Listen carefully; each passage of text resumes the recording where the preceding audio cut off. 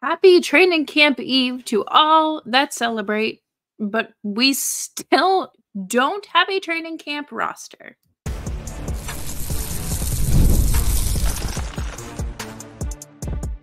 You're Locked On Flames, your daily podcast on the Calgary Flames. Part of the Locked On Podcast Network, your team every day. Well, hello, everybody, and welcome to today's episode of Locked On Flames. As always, I am your host, Jess Belmosto, and thank you so much for joining me today. Today's episode is brought to you by FanDuel. Now through September 22nd, all FanDuel customers can bet $5 and get a 3-week free trial of NFL Sunday Ticket from YouTube and YouTube TV. Visit FanDuel.com to get started. Today, we are going to take a look at the projected training camp roster because as of 8:24 Eastern Standard Time, we do not have a roster announced. But these are just, educated guesses as to who will be invited and attending this camp starting tomorrow. So make sure you are subscribed to Locked On Flames wherever you get your podcasts because we are here for you Monday through Friday, 5 days a week, your team every day. And let's jump in and talk about some of the returning players that are, the younger returning players, right? I'm talking like Martin Pospisil, Connor Zary, Dustin Wolf. What are they looking at? What can they do for themselves this camp? Because, let's start with Pospisil. He had a longer, and a shorter off season because he participated in Worlds. He did suffer a bit of an injury there, and just thankfully wasn't dinged up bad enough to the point where, he needed surgery or he needed to be fully sidelined. So it didn't impact his off-season training too much. He did spend a lot of the summer with the Slovakian national team as well, which is great because obviously you need to get those reps in as much as you can, and especially at a competitive level, because we talk about it a lot. You're never going to be able to replicate gameplay energy in practice because they are two very different settings and it's not the same. So it's important to stay competitive, stay on your toes, but also integrating some rest there as well. Obviously, we know that Sam Honzik and Pospisil did train together this summer, which is, we talked about it a bit earlier as well, that Honzik could really benefit from that. And I think it's far too early to write him off as a prospect or anything like that. Just got to get a little bit more professional time under your belt. This is great for Pospisil because he was already riding that high from last season. And then he could continue it at Worlds. And then, of course, through his training, the off-season skates and whatever he was participating in. And he can kind of continue that momentum and, jumpstart.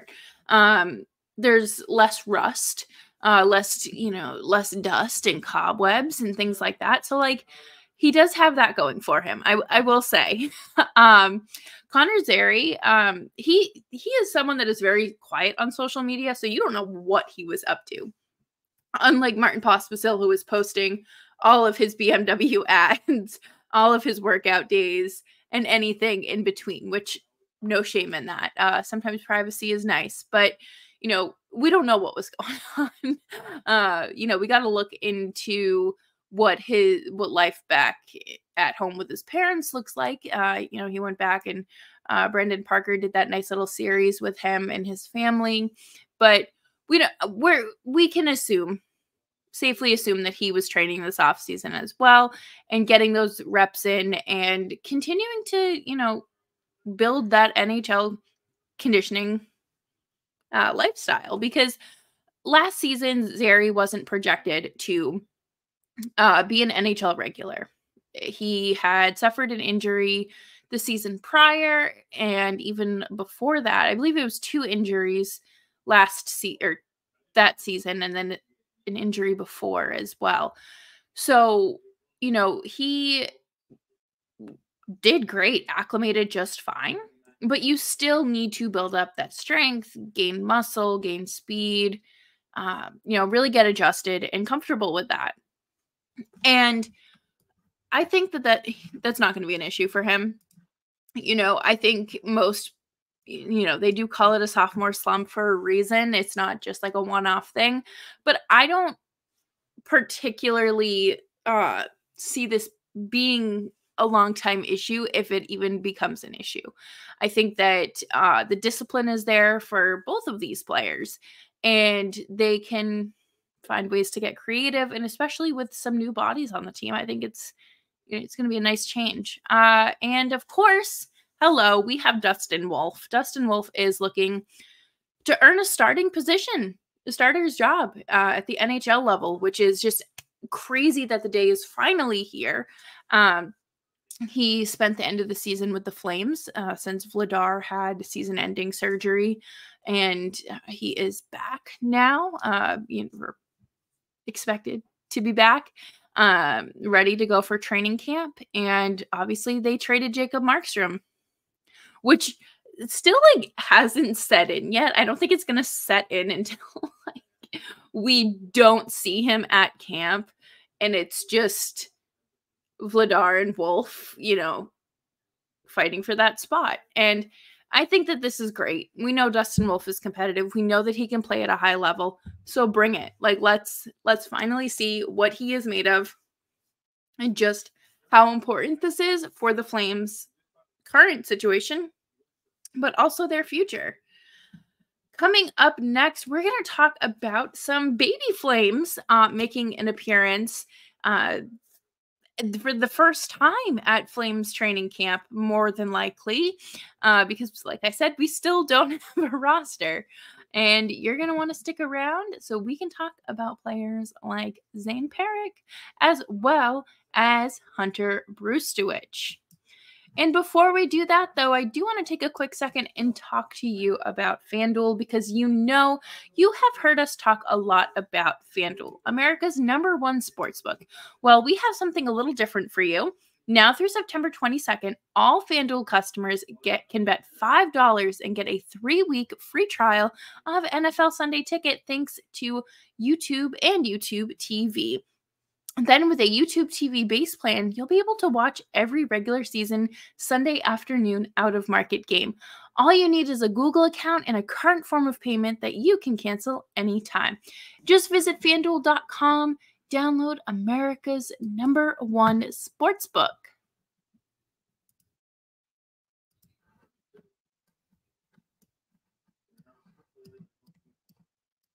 Thanks, everyone, for hanging out with me today on Locked On Flames.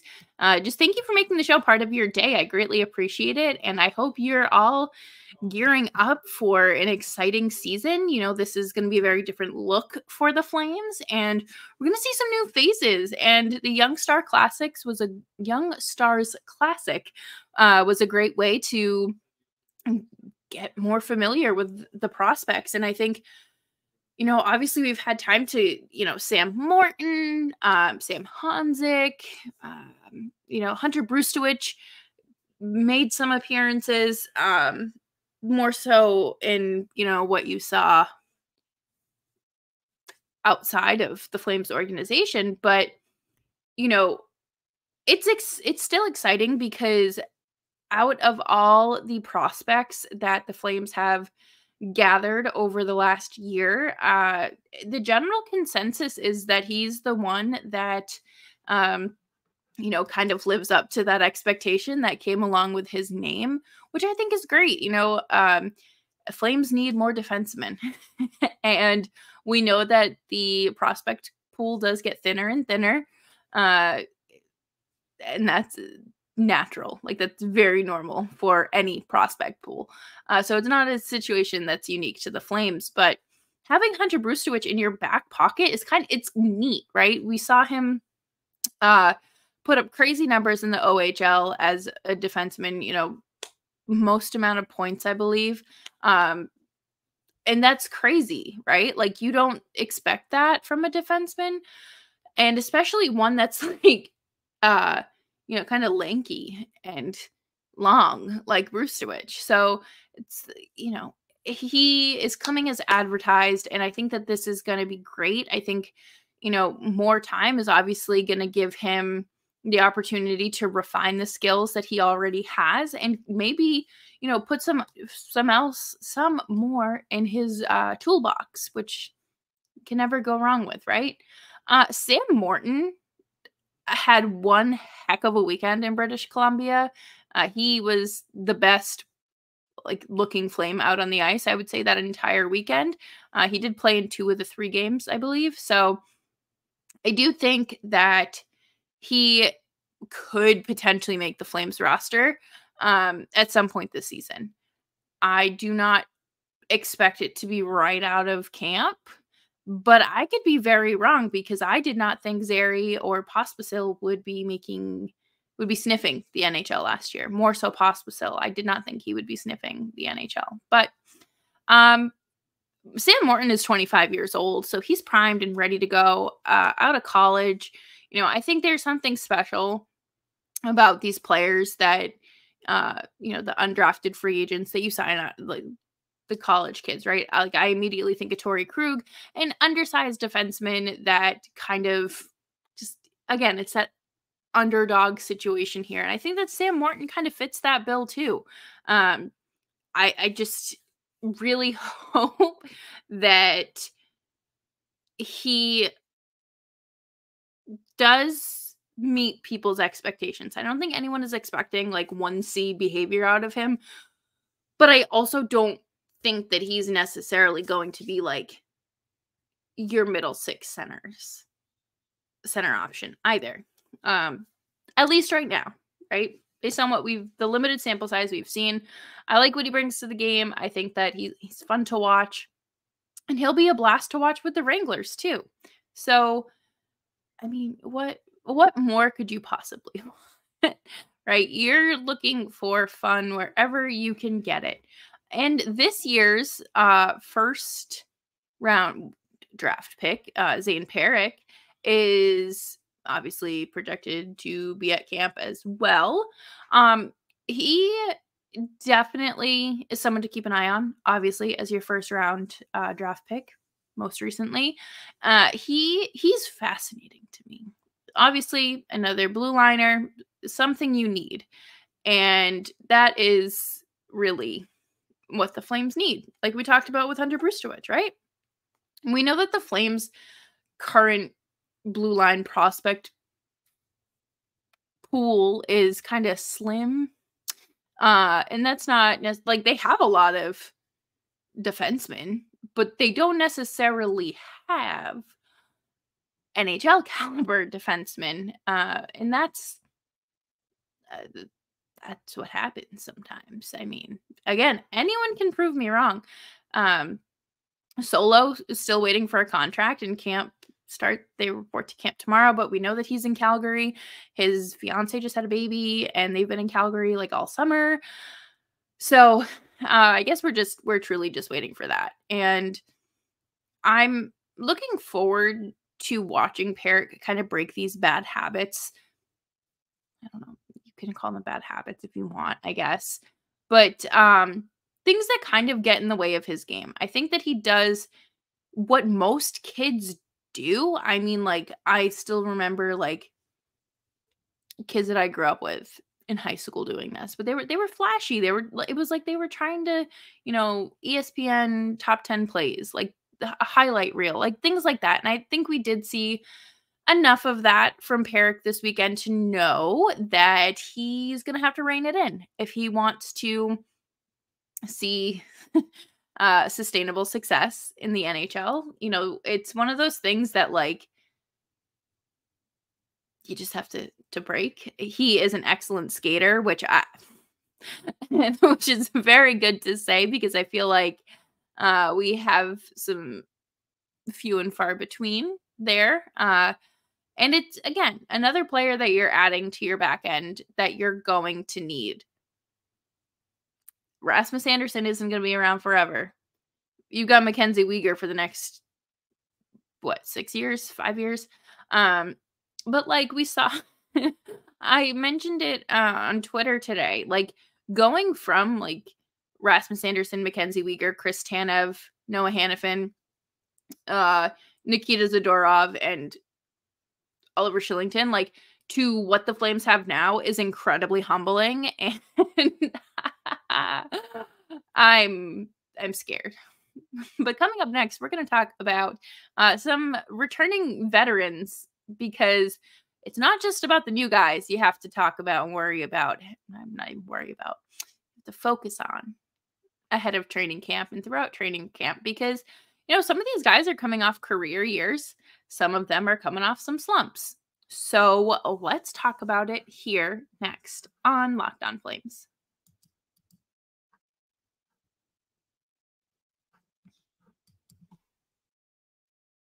Thanks, everyone, for hanging out with me today on Locked On Flames. Make sure you are following me on Twitter at JessBelmosto. I think the obvious choice here to start training camp would be Jonathan Huberdeau. Said that he put in a lot of work this offseason, this summer, working on skating. What are we going to do? Are we going to see that? I mean, I don't necessarily expect to see, like I said, an in-game skating level and things like that. But I do wonder what he has tweaked to get himself more prepared for speed and agility, because last year was another down year for him. He went from 55 points to 52, and we're trending in the very wrong direction, because there's still a lot of time left on this contract. We have a very long time, and you can't be a $10.5 million player putting up 25 points a season. Not a good place to be. But I want to see him and Pelletier on a line together this year. They did have a lot of success together a few seasons, like 2 seasons ago, when they were on a line together, and I think that's great. However, that's not something that I think, I don't want to say it doesn't need a lot of like emphasis, because that isn't fair. And it kind of sounds like I'm putting Huberdeau like to setting him up to fail, but I really feel like that should not be the main priority. I don't think it would be fantastic, to see the French connection doing all that, but there are other storylines for this season that I think should be the focus. And Huberdeau, like, I feel like that can be a distraction from like what's really going on. And that's no shade to him. He didn't do anything wrong, just tough year, down year again. But one thing I do think about is Blake Coleman. Blake Coleman was still having like his first few seasons in Calgary were good years. But his third season, he settled in and took off. And last season was his career year. I think that's fantastic. I think that, a good point was raised that you are getting acclimated to the altitude change. Your entire lifestyle changes because you go from sunshine year round to Calgary weather. And that's kind of the polar opposite. And it does take a second to get adjusted. These people are human beings too. Like, and I know it sounds like an excuse and people are like, oh, I'm so tired of hearing about the human element. Well, guess what? They're probably tired of everyone saying it's an excuse, because it's not. It's really not. And like, no amount of money you make is going to make up for the altitude change.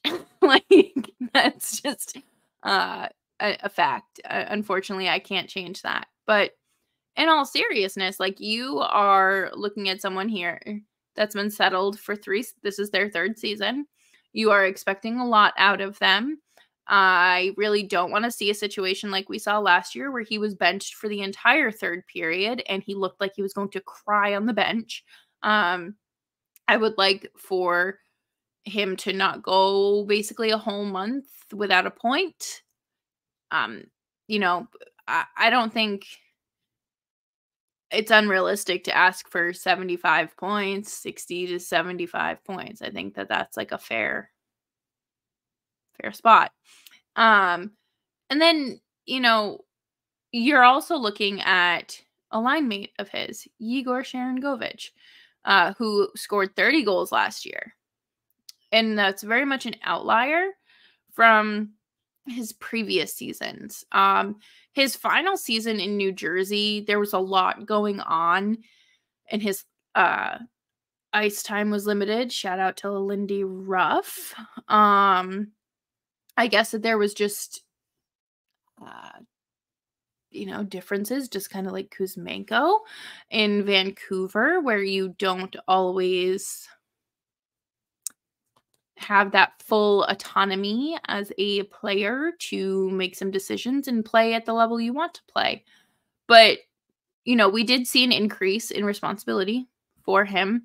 Him and Huberdeau built Legos together, helped their off-ice chemistry, helped their on-ice chemistry, and I think that's great.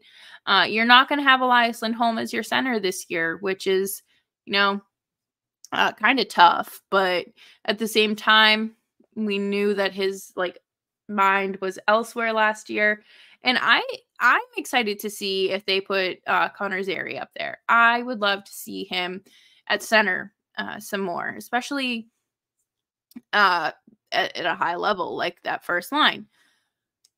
But I am still grappling with the fact that we're not going to have the Coleman, Backlund, and Mangiapane line, which really makes me wonder who is going to... I mean, those lines are probably going to change anyways, but if you were to just replace Mangiapane, which one of your guys is going there? I've seen a lot of people say maybe you put Coronado or Pelletier there, but it's just, there are so many combinations. It kind of feels like a word problem for math, and it's how many combinations can you make out of these 6 lines, these 6 players? And it's a lot. And some of them are going to sound ridiculous, some of them are going to sound fine, and other ones, okay, well.